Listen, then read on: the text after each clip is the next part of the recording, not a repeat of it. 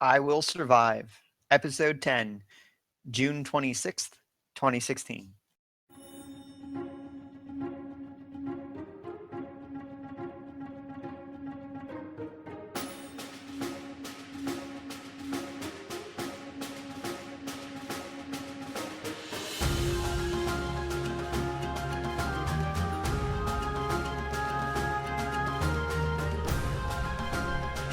Huzzah, adventurers! Welcome to Loot Table, your one source for all things online gaming.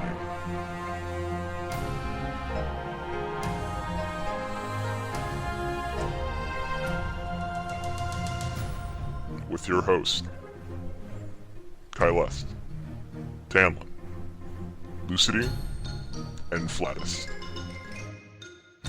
So pull up a chair, adventurers, and share in the loot.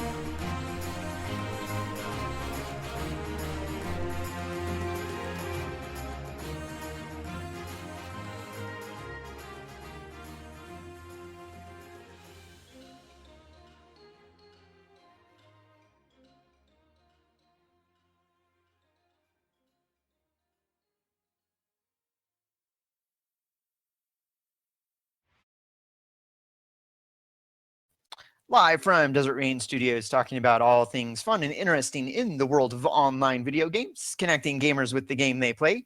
Won't you please pull up a chair and join us at the Loot Table? Loot Table is an online video game podcast recorded live on Sundays, 5 p.m. Pacific, 8 p.m. Eastern at twitch.tv, loot_table. I am one of your normal weekly regular hosts, Hanlon. With me are our three other normal weekly regular hosts. Hi, I'm Kai. Hi, I'm alive. My name's Flatus. You look and sound a lot better than you had. I think I sound better than before I was sick, to be honest. Yeah? Oh, even before you were sick? Did you increase the stamina of your vocal cords? Did they go level up? I think so. I think they fought the raid boss of illness and then won. I got epic loot. Oh boy. See? Look, I can Mickey Mouse again. It's fine. Hi, I'm Lucy. Hi, Lucy. I almost said I was Lucy just to switch things up and see what would happen. Almost. People listening would be very confused. Yeah.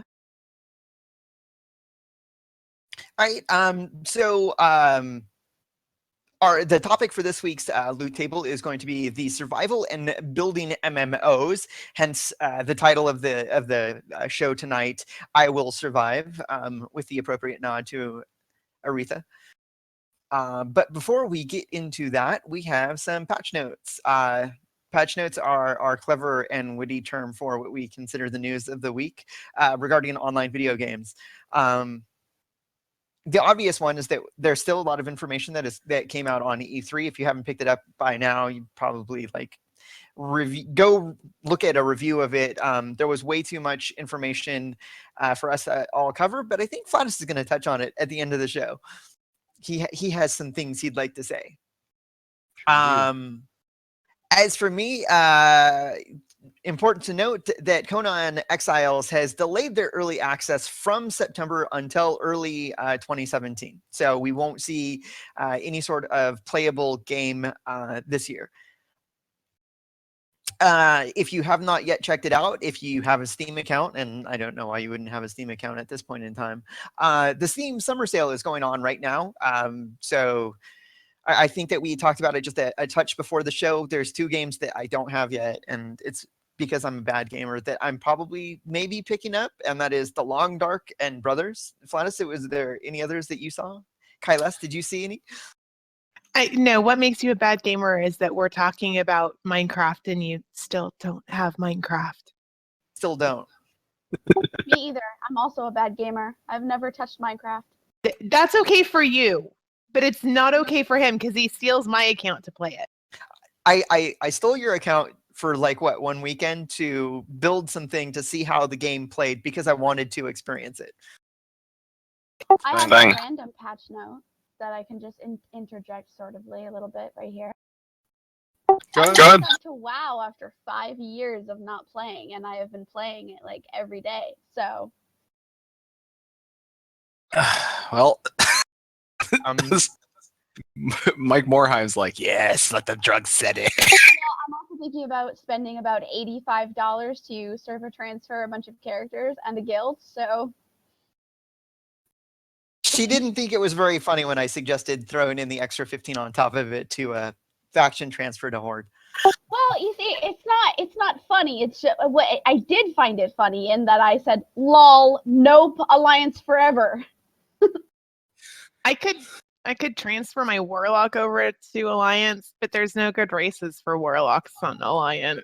There's no good races period in the Ew. Alliance. Hey, Fuck you! Yes, there back that ass up right now, because Night Elves, I will kick your ass up and down. Hmm, I agree with her on the Night Elves. I don't know. They're super racist. Also, pandas can be both. So It's true. And that's why I was so shocked that you went Alliance when you had a panda. You had a choice. You could have gone. Garrosh. Pandas can't be druids. Although when you have to meet up with Garrosh and you haven't played in 5 years and that's the asshole you meet with a panda, I'd probably go Alliance. too. It's all good. He's pretty much an ass too. Garrosh There he is not. It's Vol'jin. Well, no, Vol'jin doesn't meet them, do they? After 5, they didn't change. They're telling me they didn't make. Did they make that change? I applaud them. I'm pretty sure that when you come back from Panda Land now, you see Vol'jin. You see Vol'jin, yeah, but I'm saying when you get off on the turtle though, the first person you meet that says "pick the horde," it's Garrosh. Oh, I don't remember. I'd have to. Yeah, it's been a while since I've leveled Panda. I had to take a walk with Varian Rin, and he's a big douche nugget. He's just a little kid. We saw him in the movie. No. Varian. He's big and he's angry and he has a chip on his shoulder because he used to be a pit fighter. Yeah, Varian. All right. I will say, if nobody's leveled a panda yet, definitely do it. I'm not sure if you guys have the same cutscene in Horde side where you have to like attack the leader. Oh no. The horde side is actually I enjoyed the. I played both. just Okay, experience both. well, Alliance side, actually, Mist of Pandaria is like a super old expansion, so I'm not It is. ruining it for anybody, am I? No. There's this cutscene where, so you have to. Varian Rin's basically like, "Come at me, bro. I used to be a pit fighter. Let's see what you're made of." And so you have to attack him, and he's all like, "Oh, dodge, dodge, dodge! Come on, panda, hit me!" And I'm like, "I'm gonna hit you if you don't knock it off, you jerk face." And then you finally do hit him and knock him over, and the two pandas that come with you are both standing there like, "What did you do?" I laughed. I laughed out loud. I thought it was hilarious. The one, and let's talk about some fucking expansion that came out a few years ago. The horde side, you fight. Garrosh puts you in a pit with other players, and you fight kind of like a mini boss. So he tests your metal that way. Just like he puts you up against. You don't fight him. You fight what he considers strong. He tries to weed out weaklings that way. Sorry, I didn't mean to like completely. No, I am totally okay with it. I wish that you had played Mist of Pandaria when Mist of Pandaria was the current expansion, because I think it's a really good expansion. It's my second favorite after the Wrath of the Lich King, and I know like Kyleth makes the ugly face at me for saying that, but Are you implying that I'm capable of having an ugly face? I hate you. Anyway, I was sorry for derailing patch notes, but No, it's fine. It's worth talking about. I've played through almost the entire story on both factions when you actually get to Mists of Pandaria. I did get the legendary on the Horde side, but I started to do the questing on the Alliance side. And it's a really, I think that they, for storytelling purposes, they really needed to stick with what they were doing in Mists of Pandaria, which was that every time they put in a new patch, you basically went on your legendary quest. And of course, it had a lot of dailies and a lot of raiding, but at the same time, it forced you into the world and to see the story as it developed. And I thought that they did that really well, because they started doing it with the Firelands patch in Cataclysm, where you had to go and do the same dailies over and over and over, and eventually you got to the end of that quest line. But it felt less grindy, and it told a much, much better story. And that's my little tangent going off on about Mists of Pandaria. And then they came out with Warlords of Draenor, and it was awful, because it wasn't that the mechanics were bad. It was just that the story that it tried to push you through was so dumb, because you're like, this is an alternate timeline. None of this matters. Nope, it didn't. None of it mattered. It was stupid as shit. Also, you know, that lovely garrison that you just like hung out in. Oh, but that's like paid for his and my subscriptions for like what, 8 months, a year now? Over a year. I have Two. That's actually what I did to get money on the new server. I just bought a WoW token and sold it on the auction house. I have a friend who's paid up for his game up to 2020 through the garrison. Could do that. Yeah, something like that. It's but I'm paying for 2 accounts with just mine, so I have to kind of split that in half. I'm basically just throwing money at Blizzard at this point. I'm like, here, have a WoW, have my subscription. Here, have a WoW token purchase. Here, have 3 character transfers and a guild transfer. Eventually, I have to wait 7 days to transfer the guild leader, but If you stayed a horde, I could help you out. That's all I can say. I don't even care. Like that's the point where I am now. I'm like, I don't take it. I don't even care. I don't even want to level up another character. And it's not even the leveling that I don't want to do. I don't want to grind up cooking, fishing, archaeology, and both main professions again. If you were a real friend, Tanlin, you would just transfer one of your already 100 alliance characters and go help her. I would just level 1. But before we go any further down this rabbit hole, I just want to tell you, if you have not yet bought Mists of Pandaria expansion, you get a level 90 boost with that expansion. And when you buy Warlords of Draenor, you get a level 100 boost that comes with that expansion. I have both. I have all of the expansions on my account. I'm not sure how. I'm not sure if it was like a promotional event where they like if you got all the expansions up to a certain point, but I have all the way up to Warlords of Draenor, and I haven't bought anything after Cataclysm. No, Yeah, I do take that back. It's when Warlords of Draenor became part of the base expansion, you got it. I'm cool with it. I bought the collector's edition of Cataclysm, so I'm like, well, that was money well spent. I mean, Right. So I was mistaken. When you buy Legion, if you have not already bought Legion, you will get a level 100 boost. Yeah. You mean So- the Cataclysm expansion? It's another end of the world event, you know. We've tried. We're gonna end the world again. Ah. All right, so as far as you take over with the summer promo for Final Fantasy 14. Yeah. All right. Final Fantasy 14 summer promo actually ends Monday at 11:59. So tomorrow's the last day you can go and do this. So it's simple. All you do is go to Amazon Gaming. They're a gaming section. Spend $20 and you get a bunch of DLC for Final Fantasy 14. That includes a white fat chocobo mount. It's a thing.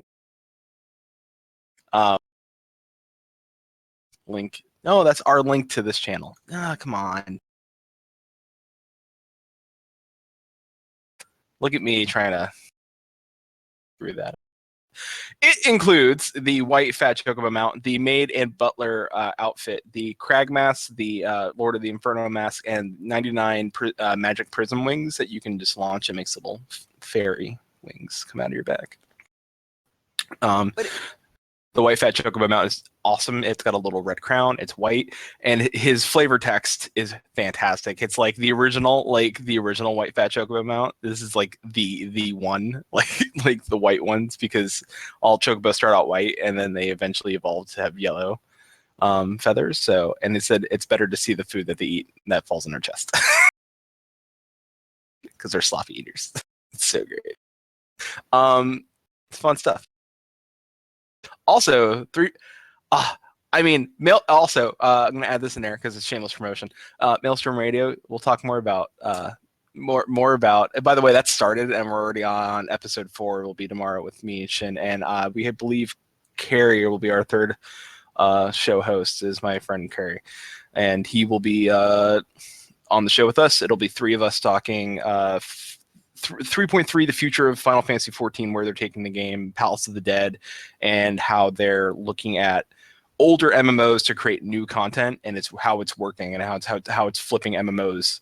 Like they're really setting the I can't stress this enough. I think 3.3 sets the bar for MMOs, and I think if more people played 3.3 and experienced Palace of the Dead when it comes out, I think that it's going to hurt a lot of MMOs because I don't know how they're going to keep up with that nonsense, because an RNG dungeon that never ends is pretty crazy.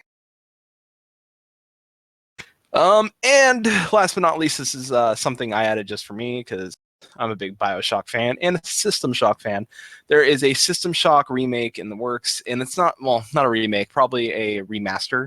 They're high-defing the game, and it's old, but System Shock is a fantastic game. It's on. You can get it on GOG for pretty cheap. You can find it. I'm pretty sure you can find it on Steam sale for pretty cheap. But the demo is going to come out, and it's going to be fully remastered, and you can download it. It's going to be free. Try it out. Do the thing. I got nothing else for that one. Just type System Shock in the Googles and go in the Googles. Yeah, next week. Just do it today. Keep it up on your tab, and just remind yourself if you're a System Shock fan or a BioShock fan. All right. Did you want to introduce the main talking point, or do you want me to? I got it. You got it. I got it. It's been a while, so I'm back in the saddle. Survival games and base building games. I would say we can attribute a lot of this to Minecraft, and that's going to be our main talking point. And I will say this: Minecraft. And I'm going to use Minecraft as the big example of this. Minecraft, I think, came out at the right time. It was the right game at the right time. PBS Gaming Show.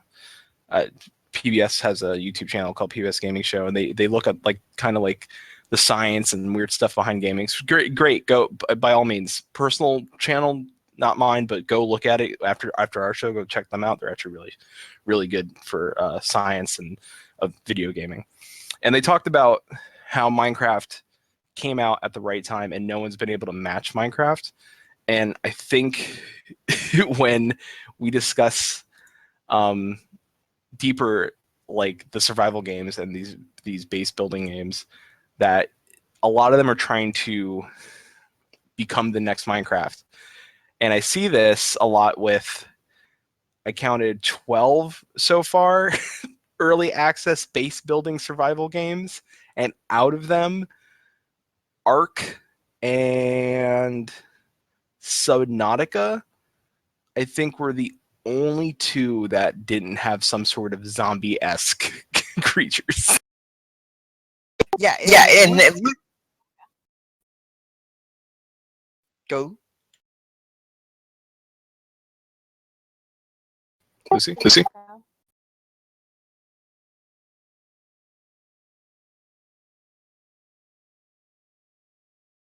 Not hearing you, Lucy. Can you not hear me when I talk? I can hear you now. Okay, I just said that I played Subnautica. That's base building underwater. There's maybe a Cthulhu's. Some deep ones. Yeah, deep ones. Yeah. So basically, the idea of the survival base building game is that you're thrown into a world, and all you have is what you maybe a pocket knife. What is it? What do you start with in H1Z1? Is it used to be a hatchet? Nothing. Nothing anymore. You start with nothing. You gotta find sticks and shit. Right, yeah. And in Terraria, you start with the very base tools needed to do things, and then you have to build them up. So it's basically got a vertical progression pathway where you there are resources in this world that you can go and find, and you use those resources to upgrade what you have. Because the world is so dangerous, what you end up doing is building a base in which to store your crafted stuff and all your treasures at, and you go from there.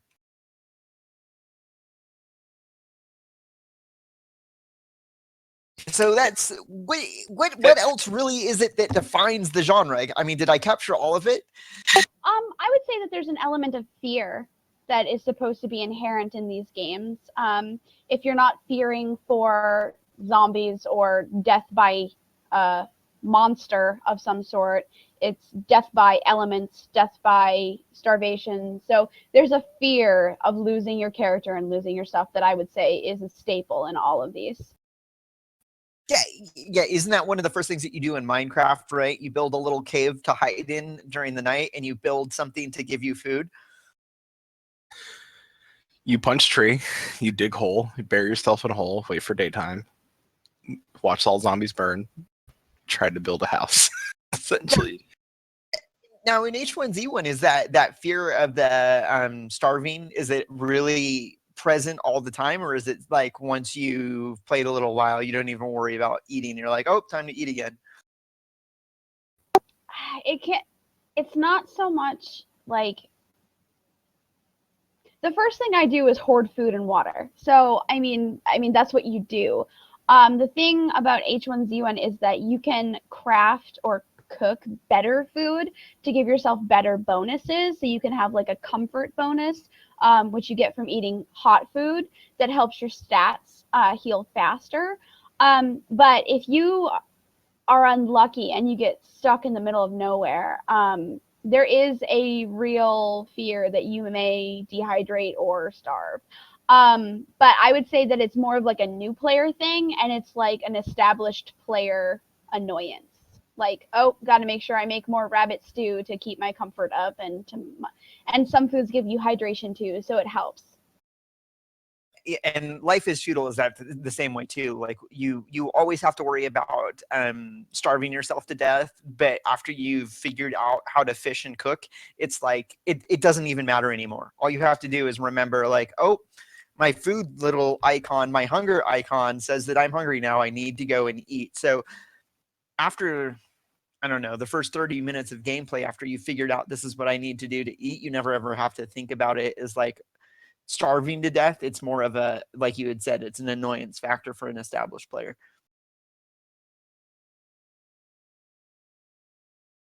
But I would say that it's also a cool thing, because when a friend starts playing, you can be like, oh, come over to my base. I've got like tons of this and tons of that, and I'll totally set you up.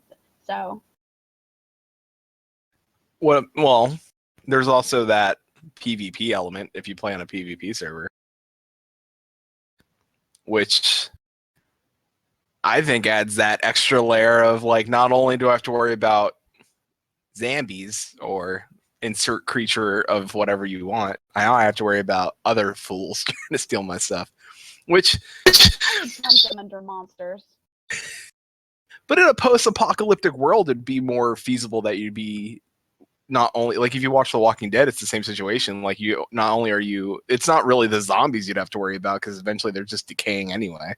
It's really the people, like the assholes in the world that are just like, this is gonna be my place, and you're gonna do what I say, and I'm gonna take. Oh, it's like that thing. He's like, I drink your milkshake. I'm just gonna go over and I'm gonna drink your fucking milkshake, take your shit, kill you, and leave you for dead. Yeah, Life is Feudal. It can kind of be like that, but that was definitely one of the things that I was looking forward to on hosting a possible Conan Exile server. Is it's meant to be visceral and bloody, and you're supposed to, I mean, fighting over resources should be a thing that happens on a regular basis. Yeah, I mean, or not, depending on what your playstyle is like. But I know I put in as a question about the difference between procedurally generated maps and, you know, the set map, the same map every time. I want to interject one thing. Even on PvE servers, sometimes players can still steal your stuff. Like on H1Z1 at least, like if you don't log into your base and fix your walls and stuff, That happened to my sister and I. We built this nice base. We had like beehives. We had all the honeyed like special bandages. We had like Someone came in and drank your milkshake. well, we didn't log in for a while and we didn't fix our base. So like when we logged in, all of our stuff was gone. It happens. I mean, unless you protect your shit, somebody's gonna steal it. I only had that happen when somebody let their like 6-year-old daughter play on our Minecraft server and didn't explain to her the rules. And it wasn't really a big deal because it's like she didn't understand. So like how can you be mad at a little kid that's just trying to have fun? That happened to me once on a Legend of was it a Legend of no, it was oh god. It was a Neopets game that I was playing on like PS2, I think. I let my little cousin play and he saved over all of my saved games and I was like, well, fuck it. I'm not gonna start that over again. Shit. But you can't be mad because it's like they didn't mean to and they're just kids. But inside you're just crying Raging. at the same time.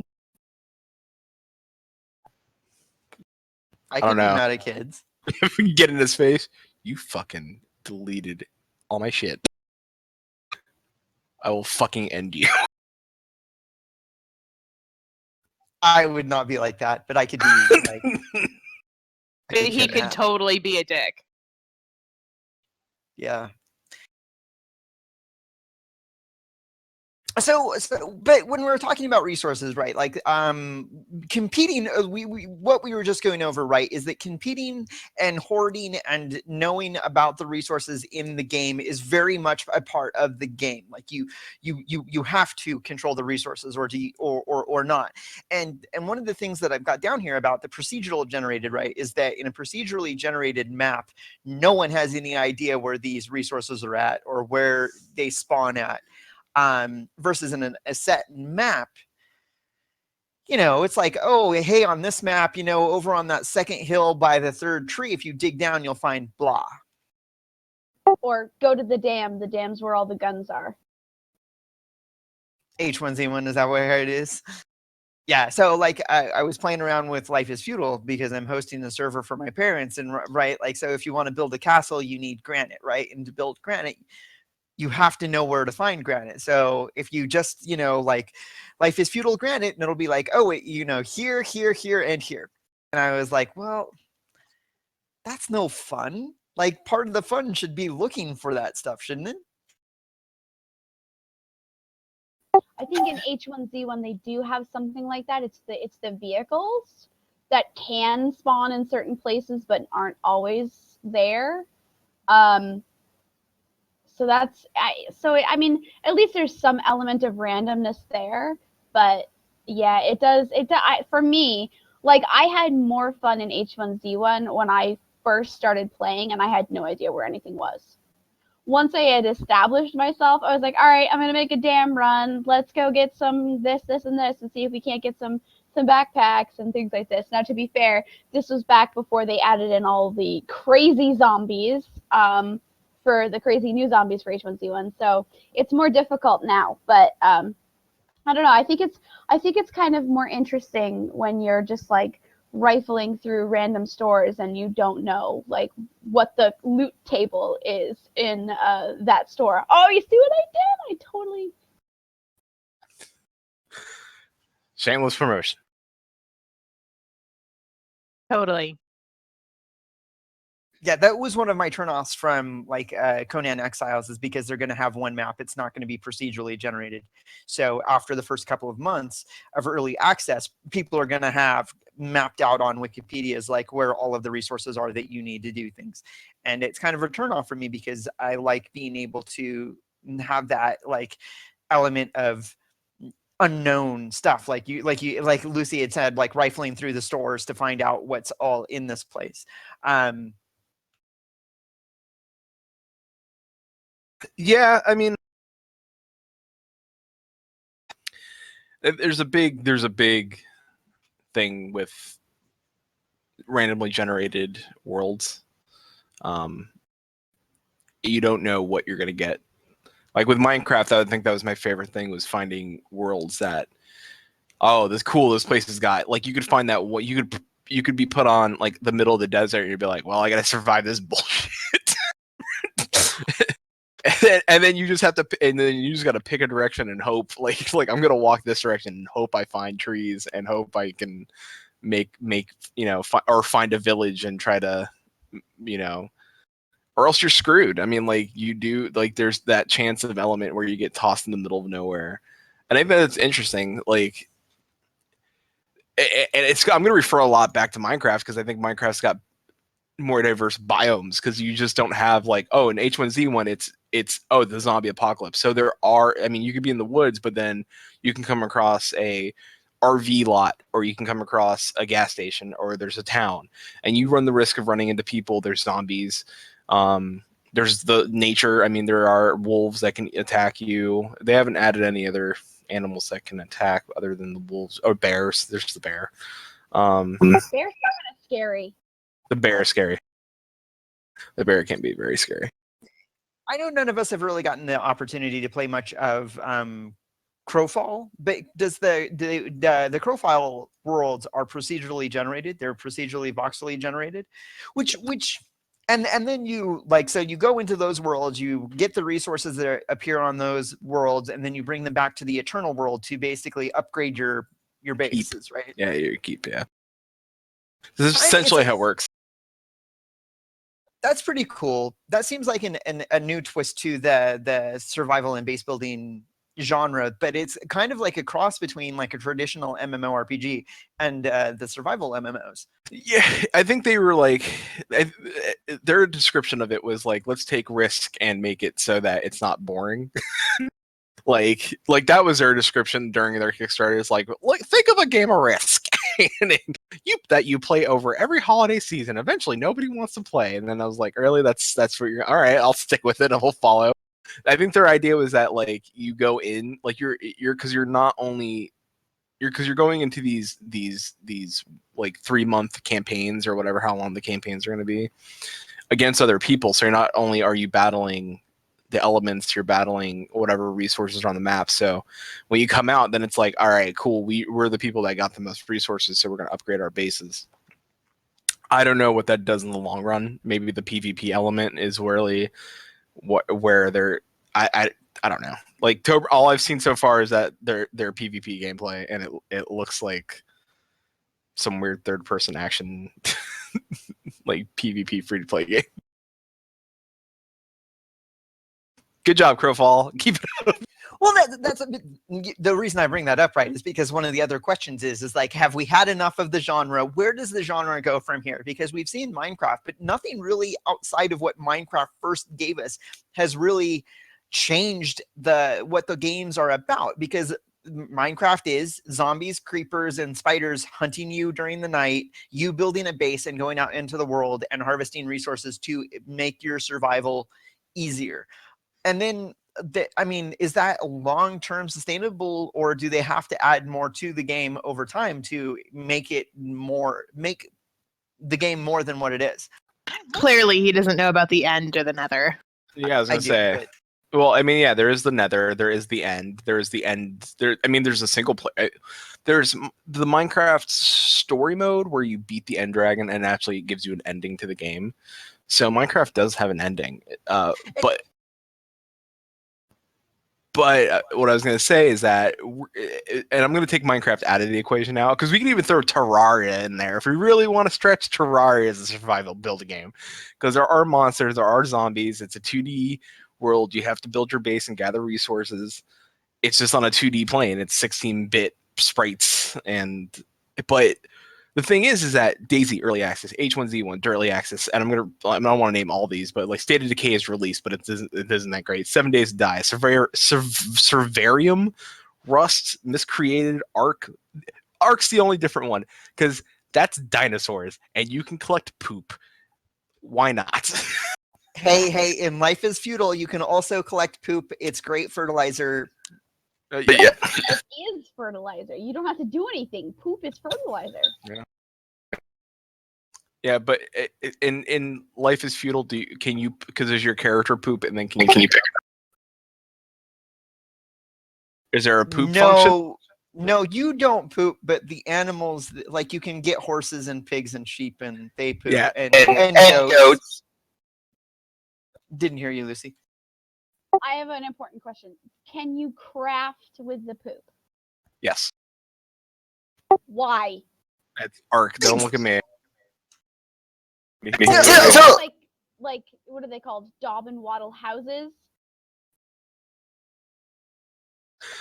I don't know, but that's one of my things about like what do I do when I play video games is like I want to do heroic things. I want to go on heroic adventures. I want to be, slay the dragon or defeat the giants or something.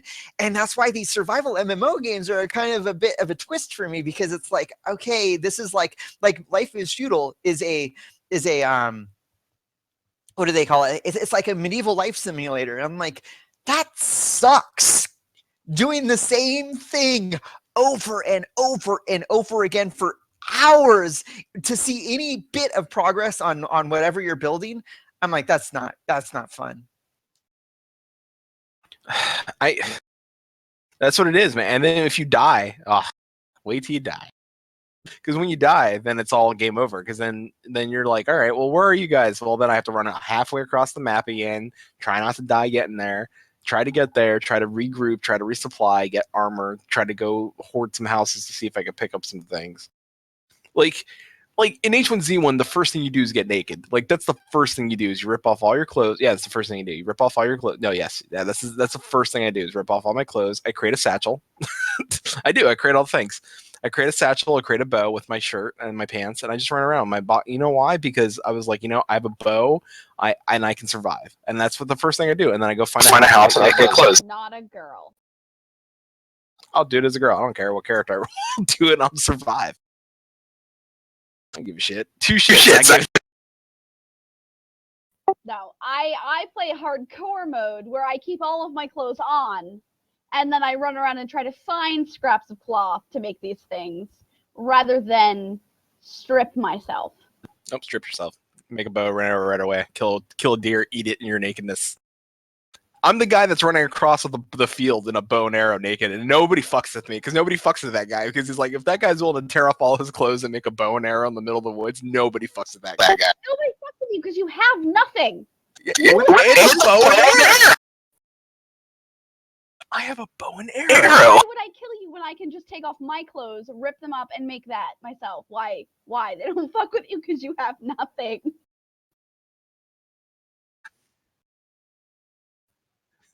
It could be. Unless you want to weigh in on your thoughts. Yeah, I think that if I have a bow and arrow and I'm running across the field naked, nobody fucks with me. All right, you go run across the field naked with a bow and arrow and see if anybody fucks with you. In real life, no, because I'm a really good shot. See? That's what I'm saying. I'm a really good shot in H1Z1. I'm a real girl in real life, and I have a bow and arrows.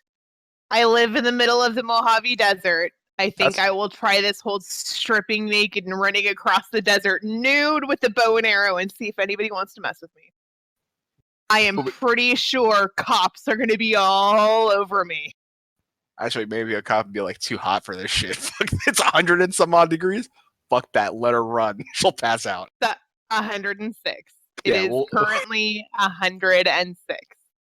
Cops will be like, we'll wait for her to pass out from heat exhaustion, then we'll get her. No, they probably can't wait. On pale, pasty white skin without sunblock, you start sunburning in like 10 minutes, something like that. And no, the sun sneezes and I'm sunburned. It doesn't take 10 minutes. If you can really check, I sunburned on the top of my head last week. It hurt. I sunburn on the top of my ears. My scalp will sunburn through my hair. Yeah. And this is tan, by the way, people. This is tan. There was a game it was Life is Feudal. Life is Feudal is the game that I was playing, and it has seasons graphically in it, and it has a calendar so that you can see that when, it's, like January of 1052, and there's snow on the ground, and you can see the snow coming down. And at first I was like, oh my God, I've got to take care of this or that or the other thing. And then I realized it doesn't matter. There's no the weather is there, but the elements don't affect you. Are there any other the survival MMOs that where the weather actually has an effect on you as a person? Like, do you get cold, and does the cold affect you? Do you have to worry about hypothermia, or if the sun is out and you're in the desert, do you have to worry about sunburn and dehydration? It doesn't- Not in Minecraft is not that way. The only thing I know of in Subnautica specifically is that you can drown, and so that's an interesting take on it. In Terraria, you can't swim. Ask me how I know. You try to swim. I fell in water and couldn't get out and drowned. And I'm like, what do you mean I can't swim? What the heck's going on? You jump. There's also underwater breathing potions, but there's treasure down in the ocean. So the question is that, like, if you can get out there, which I know how to, you can you can get the treasure and then get out. You just have to worry about. You just have to worry about sharks. Subnautica is all underwater, so one of the very first obstacles you have to overcome is not drowning. Oh, let me just toss your ass in the water. Don't drown. Fun. Do you start a small tank of air, but it's like 30 seconds, and you have to try to like gather things under. Yeah, you have to try to gather things under the water, and then swim above the water, and then come back down and like try to, because everything's underwater, so you have to gather underwater. And you do start with like a pod that you can go into, and it has like a crafting station. It's like this laser thing that creates things for you. It's kind of like a replicator, but a replicator and if like a replicator and a 3D printer had a baby. Because why not? If it works. It prints out what you need to do your survival. Yeah, so you have your craft, you have your like materials, and then you like hit craft, and it like lasers it up, and then it's like there, and you take it. And so you can build yourself like bigger oxygen tanks and stuff, so you can go a little bit further. And also it's dark, so you have to get a light and stuff like that. I had it in the back of my head that was one of the other things that I wanted to bring up, that the absence of natural light also seems to be a very big thing in this genre of games, because I know Minecraft is like it, and Terraria is like that, H1Z1 is like that. When the sun goes down and it's nighttime out, it's freaking dark. Oh, in Minecraft, it will get brighter on a full moon and darker with no moon. That's pretty neat. If you would have played long enough. And in Terraria, there's the blood moon, which causes all sorts of fucking craziness. I haven't seen a blood moon yet. I've seen plenty of shooting stars though. The blood moon will cause everything to like become stronger, like all the zombies become like mad, and they can break into the house. Like mostly they just bang on the door, but they can actually break through the door. And then it can also cause the Eye of Cthulhu to spawn randomly. It can actually spawn multiple ones if you're not careful. And I've had the Blood Moon spawn at the same time as a Goblin army invaded, and that was not good times. Yay, Terraria! Cannot wait for that Terraria new game that's gonna come out. Oh yeah, yeah, it's supposed to be set in like some weird fanciful thing. And also, Don't Starve Together should be out soon. Don't Starve Together. I love Don't Starve. That is my, like, if I can say, if you guys had a choice on a game that's a survival base building game, I love Don't Starve. I love the art style. I think it's beautiful. I think it's such a cool idea. And they're having Don't Starve Islands or something like that, where you get like there's a boat mechanic now. You can like swim, like go to different islands and stuff like that. It's so good. I love Don't Starve. Anything with Don't Starve, I'll buy. Well, I like Terraria for some of those reasons, but I didn't. I know they just patched it because I had a family member notify me that Terraria had just patched, and wondering when I was going to jump into the game. Yeah, there was a Don't Starve Shipwrecked. Yeah, it's DLC. It's a new expansion to Don't Starve, and it adds all new things. So it's a new island. Got a lava island. Very good. That's my game. Go want to go play a game? Go do that. It's all on sale though. Flatus is definitely saying what his favorite survival-based building game. Kylus, would yours then be Minecraft? Duh. I mean, yes. Thanks. How about you, Lucy?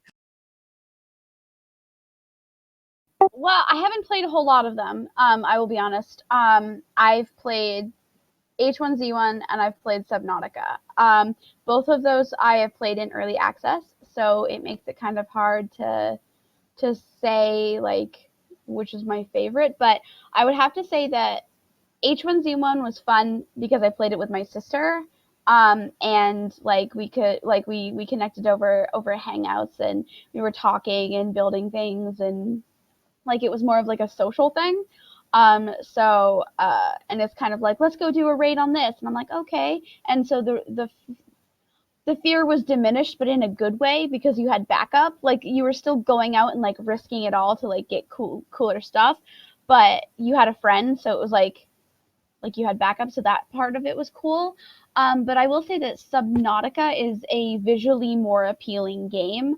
It's prettier. I mean, it's like under the ocean, and those types of like seascapes are usually very pretty, and they've done a very good job of giving you building tools that allow you to have like transparent walls and things, so you can see the seascape like in your little base and stuff like that.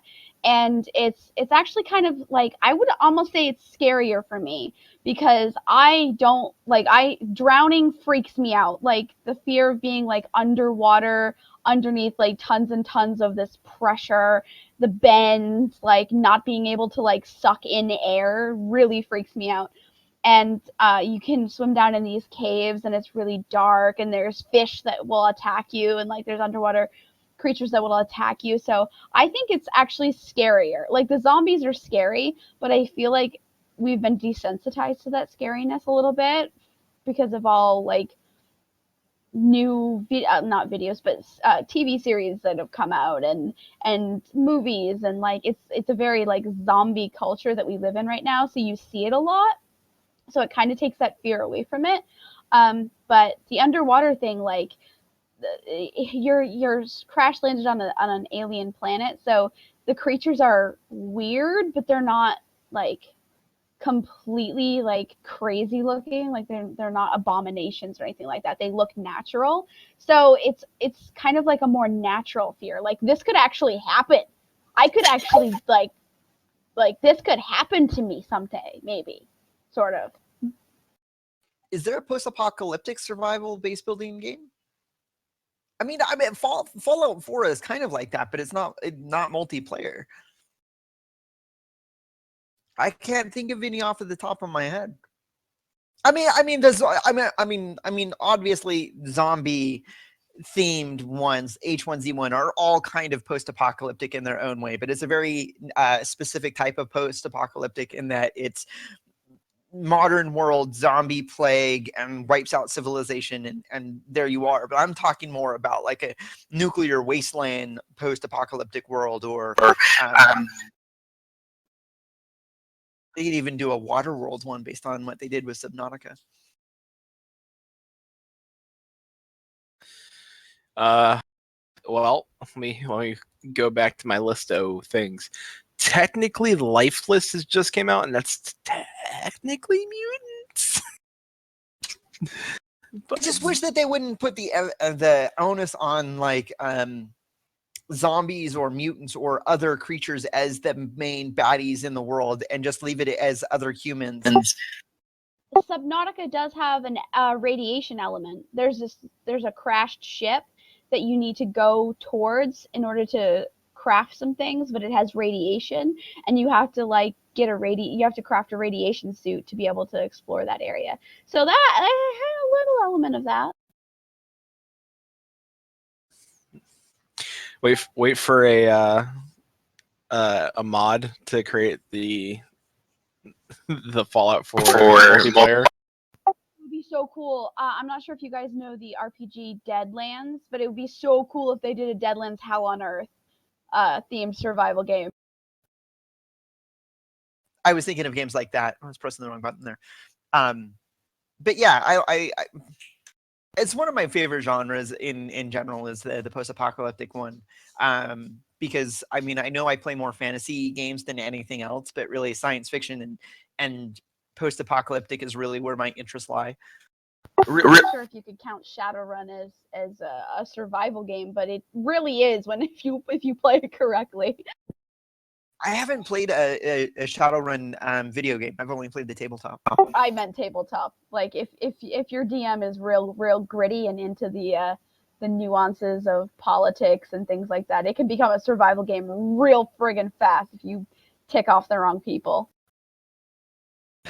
I want a steampunk survival game. Like there's werewolves and vampires, and I want that where you have to like craft, like you use magic and shit. Like that's what I want. Like, but you still have to craft a base, and but why not? There's witches and shit in Minecraft. I don't know. It's the word steampunk is a big turn off for me nowadays. Like I used to think it was all right, but over time I've just kind of like morphed away from it. I don't know. Yeah, it'd be kind of cool to build a base with like Tesla coils and shit. See, she's into it. The thing is that like, Yay, Lucy. I guess it comes from an understanding of engineering, right? Like if you have X and you have Y and you can apply these principles to them, you can get this effect. Why are we going backwards and using Steam stuff? Because that's wait. not efficient. And Wanna watch him Twitch? Recalibrate. You made a face. That was good. If he can logic it away, he hates it. I was gonna say that. Real quick. The spinoff for Terraria is, and it's by Relogic, the guys who made it. It's Terraria Otherworld. It's they're working on it. It's open world sandbox arena. So it's got some interesting screenshots. It looks like a different world. So I'm excited. I enjoy the bosses of Terraria. So it is good. so that takes us. We got about 8 minutes left, 7 or 8 minutes left. So any closing thoughts on the survival MMO? Base building genre of video games. Play more Minecraft. I think one of the big things that keeps somebody playing one of those games is seeing what other people do with it. Like in Minecraft, when you see like these things that like these hugely grand or even just like a really innovative thing that somebody's built, you're like, oh, I want to go do that. And so like it refreshes your creativity.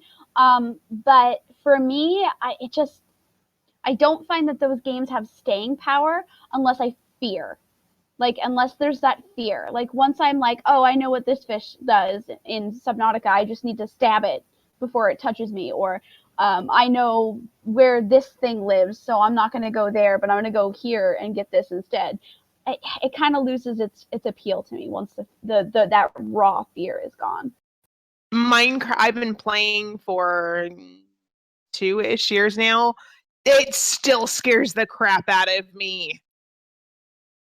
I mean, if you had to ask me, I don't know, just don't starve. But that's more on a basis of that. Like, apparently, everyone in the fucking apocalypse is a marksman, an expert builder, a great survivalist. Like, no, like, are you telling me that like nobody sucks? Like, why not throw in an element of like you need to level up marksmanship? You need to be able, like you start off like a really shitty shot because you're not a great person at shooting. Why instantly like you have a gun and you can fucking just take headshots like it's nobody's business? That's weird that you say that. Life is Feudal has a skill-based system, and it's one of the customizations that you can do as a server admin is that you can adjust how many skill points that people can have max on their character, right? So if you want to make it more intense or not more intense, but if you want more players to have to interact with other players to get things done, you lower it so that like, hey, you're a great carpenter, I'm a great mason. together we can build something that neither one of us can do apart from the other. But of course, if you max it out, then hey, I can be a great carpenter and a great mason. Yeah, there's no point. Like it's like it gets to a point where it's like, okay, the zombies aren't a threat unless it's a PvP element. It's more of like we have to stay on top of it and build. But when there's something like, all right, I can choose masonry, and if you choose carpentry, cool, we can max out those two things and be really good together, and that helps us survive in the long run. And then we have somebody that's really good at growing food and crops and exactly, like it makes for like that online element, surviving together element, stronger. And then I don't know, like that's I think the future survival games. Like there's no innovation, it's just like how pretty can we make the game. All right, can we make an innovation from zombies? Let's do dinosaurs via Ark. Like Ark's like sci-fi because you're on this ring and it's like, this is the future, we're putting you on a thing with dinosaurs, survive. So I don't know, play Don't Starve because it's 2D and you sold your soul to Satan and you have to survive and try to get out. Yeah, it's a beautiful game. It's great. Go play it. I'm telling you, it's fun. It's on sale now. Steam. Go get it. All right, so that last final thought before we go into closing thoughts. All right, closing thoughts. Every week I do a Do Better segment at the end of the show. This week, Flatus is going to join me, but I'm going to do mine first. My Do Better for this week is Conan Exiles. Last time we did the show, I reported that Conan Exiles had said like they're going to have their early access in September of 2016, and then less than a week later, less than 2 weeks later, something like that. It was a really short amount of time. They came back and said, hey, what we said about our early access, we're going to scrap that. We'll be back in early 2017 with our early access. And Flatus and I talked about it, is like there was nothing about Conan Exiles that says that early access is worth paying for at the very moment. They have not shown us anything. And one of the things that degrades our confidence in a game is that like what happened between that, in the 2 week period where there's like 3 or 4 months where you're like pushing things back, and it looks like it looks like developers don't have a good handle on where they are at in the development process when they change something so dramatically, so rapidly after something that they last said. And that's the problem with not, do better with how you project where you're at in your development. And that's my Do Better for this week. I'll turn it over to Flatus for his. Hi. Oh boy, E3. You remember, it's a Do Better and not a rant. Yeah, I know. My Do Better for E3 is that people, like developers, should have passion.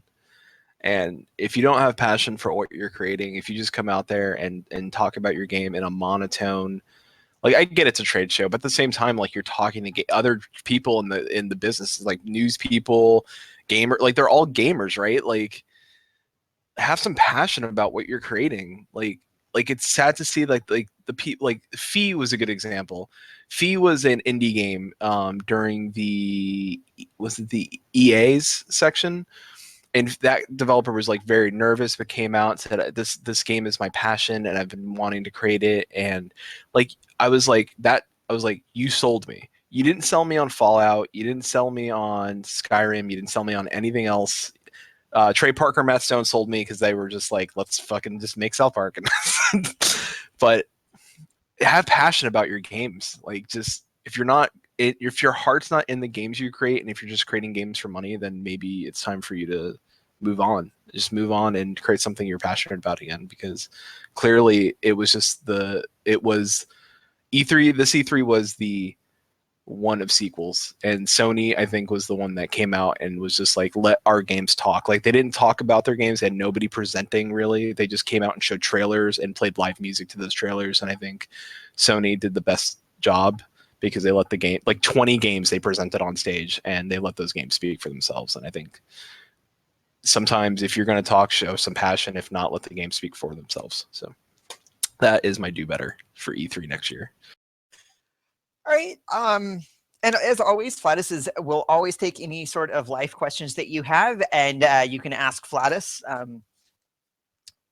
our schedule for next week is that we're not going to be here. It'll be July 3rd, and we're going to be celebrating the 4th of July with our friends and family. We will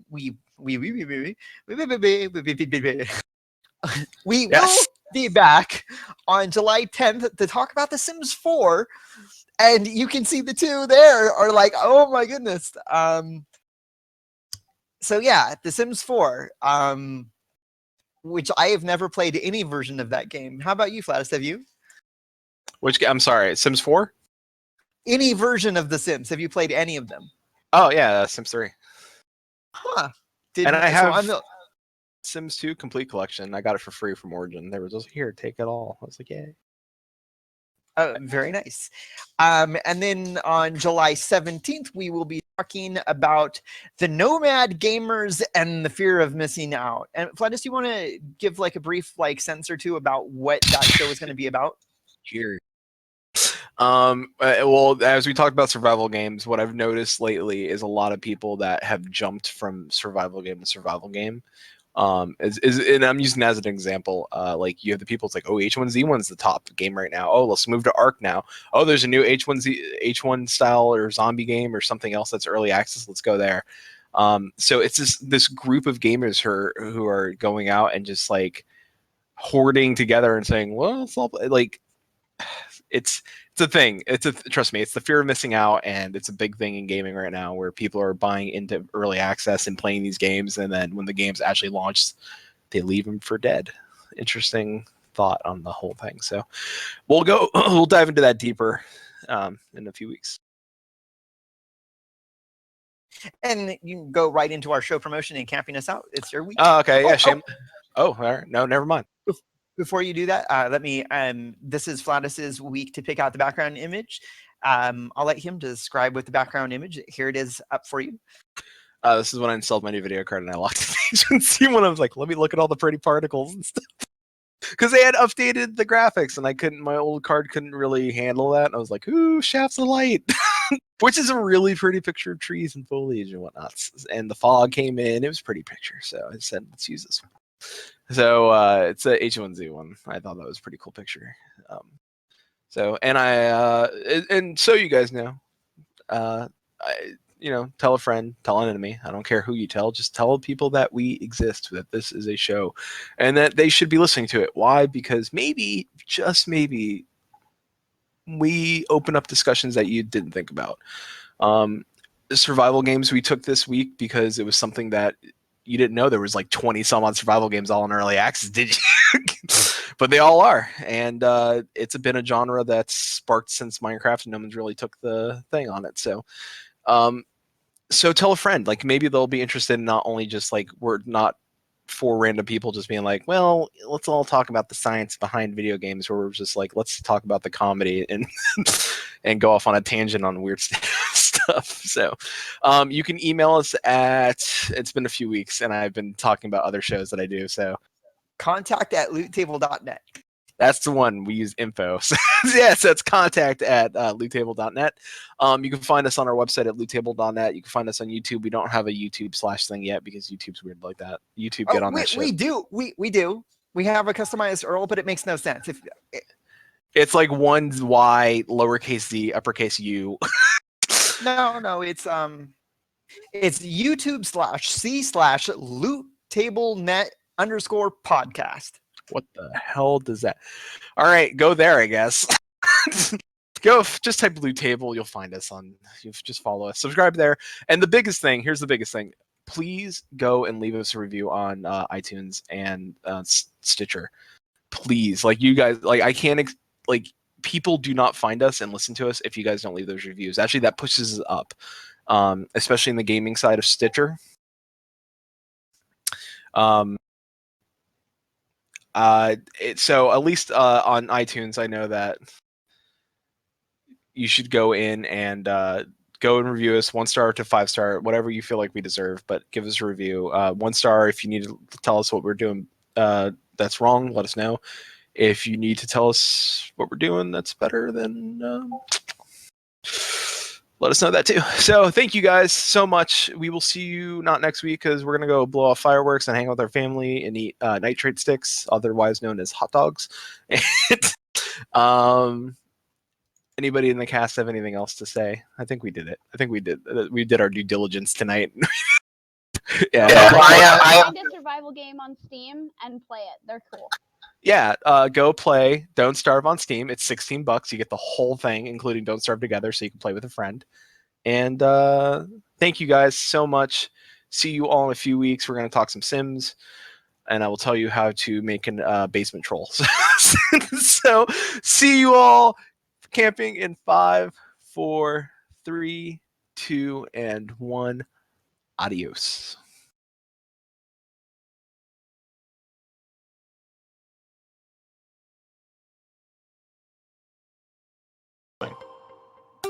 Send us an email at contact@lootable.net. You can contact our host on Twitter. Kylest is at Blood Knight Kai. Lucidity is at Lucidity. Tanlin is at Tanlin, and Flatus is at Flatus. Loot Table is a Desert Rain Studio Productions. Music is provided by MDK. Find him and more of his music at soundcloud.com/MDKofficial. Thanks for joining, and game on, adventurers.